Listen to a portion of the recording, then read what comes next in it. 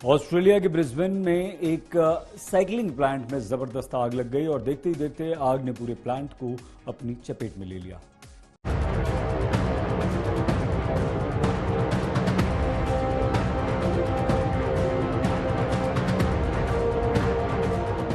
Australia के Brisbane में recycling plant में लगी आग इतनी भीषण थी कि लपटों और धुएं के गुबार को शहर में दूर दूर से देखा जा सकता था।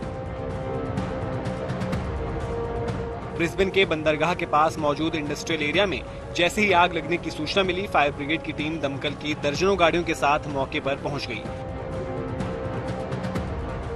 लेकिन जब तक काबू पाया जाता, आग ने पूरे प्लांट को ही अपनी चपेट में ले लिया और पूरा प्लांट धू धू कर जलता नजर आया। मौके पर पहुंची पुलिस ने पूरे इलाके की घेराबंदी कर ली और आसपास के लोगों को अपने घरों से बाहर नहीं निकलने और घरों की खिड़कियों को भी बंद करने की अपील की, ताकि धुएं से लोगों की सेहत को नुकसान ना पहुंचे। फिलहाल इस आग में किसी के हताहत होने की कोई सूचना नहीं है, लेकिन रिसाइकलिंग प्लांट को काफी नुकसान पहुंचा है। इस मामले की जांच भी की जा रही है कि प्लांट में आग कैसे लगी। आज तक ब्यूरो। अमेरिका में भले ही सत्ता परिवर्तन हो गया है, लेकिन ईरान को नई सरकार से बहुत ज्यादा उम्मीद नहीं है। हालांकि ईरान इस बात से काफी खुश है कि अमेरिकी राष्ट्रपति डोनाल्ड ट्रंप को उनकी कुर्सी गंवानी पड़ी है। بعضیا میگن شما از آمدن آقای بایدن خیلی ذوق زده. نه، ما از آمدن آقای بایدن ذوق زده نیستیم، اما از رفتن ترامپ بسیار خوشحالیم. ईरानी राष्ट्रपति हसन रूहानी के इस ताजा बयान से साफ हो गया है कि ईरान और अमेरिका के रिश्तों पर जमी बर्फ इतनी आसानी से नहीं पिघलने वाली है और दोनों देशों के बीच अभी गतिरोध बरकरार रहने वाला है। हालांकि रूहानी इस बात से जरूर सुकून में है कि अमेरिकी राष्ट्रपति ट्रंप को सत्ता से बेदखल होना पड़ा है। अपने कैबिनेट को संबोधित करते हुए रूहानी ने ट्रंप की मौजूदा सरकार पर जमकर हमला भी बोला।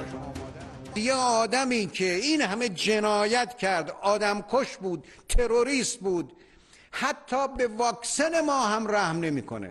ما واکسن میخوایم بخریم، برای ما مانع درست میکنه. اینقدر این آدم रूहानी भले ही बाइडेन को लेकर उत्साहित नहीं है, लेकिन बाइडेन कह चुके हैं कि वो 2015 में हुए परमाणु समझौते में फिर से शामिल हो सकते हैं, लेकिन समझौते में सुधार और विस्तार के बाद। साल 2018 में ईरान परमाणु समझौते से खुद को अलग करने के बाद अमेरिका ने ईरान पर कई सख्त प्रतिबंध लगाए हैं, जिसकी वजह से ईरान को हर मोर्चे पर मुश्किलों का सामना करना पड़ रहा है। इसलिए आए दिन ईरान अपनी खीज निकालता रहता है। कुछ दिन पहले ही रूहानी ने अमेरिका पर ईरान में मेडिकल व्यवस्था को नुकसान पहुंचाने का आरोप लगाया था। आज तक ब्यूरो। कोरोना वायरस की 2 लहरों का खमियाजा भुगत चुका फ्रांस अब कोई गलती नहीं करना चाहता और यही कारण है कि फ्रांस सरकार फूंक फूंक कर कदम रख रही है। देश को तीसरी लहर से बचाने के लिए फ्रांस में रात का कर्फ्यू लगा दिया गया है।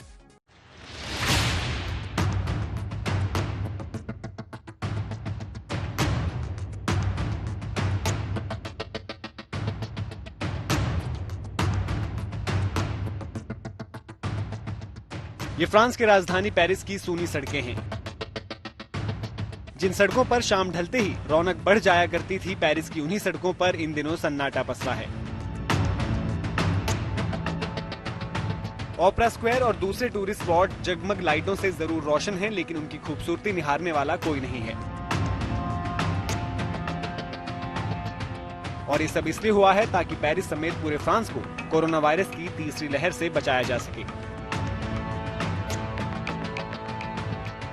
दरअसल फ्रांस सरकार कोरोना के खतरे को लेकर कोई चूक नहीं करना चाहती है, इसीलिए देश में मंगलवार से ही रात का कर्फ्यू लागू कर दिया है, जो रात 8 बजे से सुबह 6 बजे तक जारी रहेगा।